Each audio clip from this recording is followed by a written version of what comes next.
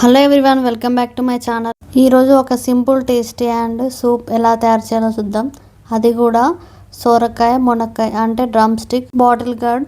So ఈ soup వచ్చేసి మనకి మునక్కాయలో మనకి ఐరన్ రిచ్, కాల్షియం అలాగే పొటాషియం ఉంటుంది. మనకి సోరకాయలో వచ్చేసి వాటర్ కంటెంట్ ఎక్కువ ఉంటుంది, విటమిన్ సి ఉంటుంది. సో దీనివల్ల మనకి డైజెషన్ ప్రాపర్గా ఉంటుంది, అలాగే వెయిట్ లాస్ కూడా యూజ్ అవుతుంది. ఇది వచ్చేసి మనం మార్నింగ్ సూప్గా తీసుకోవచ్చు, అలాగే నైట్ డిన్నర్ కూడా సర్వ్ చేసుకోవచ్చు.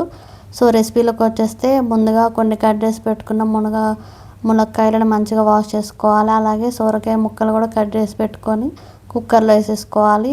ఇప్పుడు వచ్చేసి కొద్దిగా ఎర్ర కందిపప్పు అంటే మనం మసూర్ దాల్ అంటాం.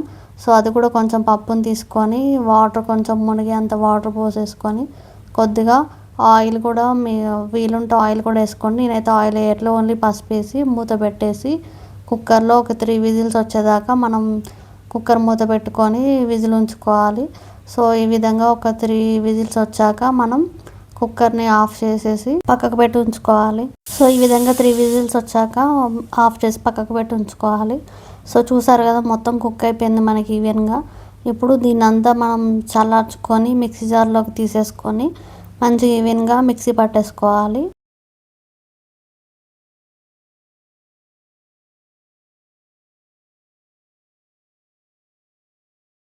ఇప్పుడు ఈ విధంగా ఇలా స్ట్రెయిన్ చేసుకోవాలి. సో మీకు కావాలంటే థిక్ కన్సిస్టెంట్ ఉంటే కొద్దిగా వాటర్ యాడ్ చేసుకొని మంచిగా పైన పల్ప్ అంతా పైకి వచ్చేలాగా మొత్తం ఈ విధంగా చేసేసుకోవాలి.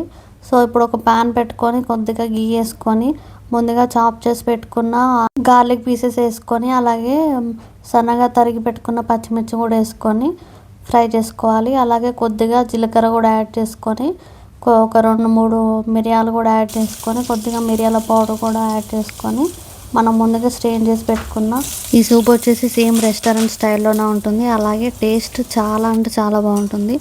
సో సింపుల్ ఇంగ్రీడియంట్స్ ఇంట్లోనే మనం హెల్తీగా చేసుకోవచ్చు. సో ఇప్పుడు వర్షం పడుతుంది కాబట్టి బెస్ట్ సూప్ అని చెప్పొచ్చు. మంచిగా మిరియాల పౌడర్ కూడా యాడ్ చేస్తాం కాబట్టి మంచిగా ఘాటుగా సూప్ అనేది టేస్టీగా ఉంటుంది. సో ముందుగా స్ట్రెయిన్ చేసి పెట్టుకున్న సూప్ అంతా ఇందులో ట్రాన్స్ఫర్ చేసుకొని మొత్తం ఈవెన్గా మిక్సర్లో కలుపుకోవాలి. సో ఇప్పుడు టేస్ట్కి తగినంత సాల్ట్ కూడా కొద్దిగా యాడ్ చేసుకొని అలాగే ధనియాల పౌడర్ కూడా కొంచెం యాడ్ చేసుకొని లాస్ట్కి ఒక 2 మినిట్స్ లో ఫ్లేమ్లో ఉంచి కొత్తిమీరతో సర్వ్ చేసుకొని స్టవ్ ఆఫ్ చేసేసుకుంటాం.